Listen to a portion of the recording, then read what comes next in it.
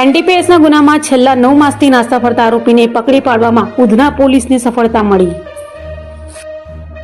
સુરત શહેરમાં હાલ એનડીપીએસ વિરુદ્ધ ડ્રાઈવ યોજવામાં આવી રહી છે। તેવામાં સુરતની ઉધના પોલીસે પણ એનડીપીએસનો કેસ શોધી કાઢવામાં સફળતા પ્રાપ્ત કરી છે।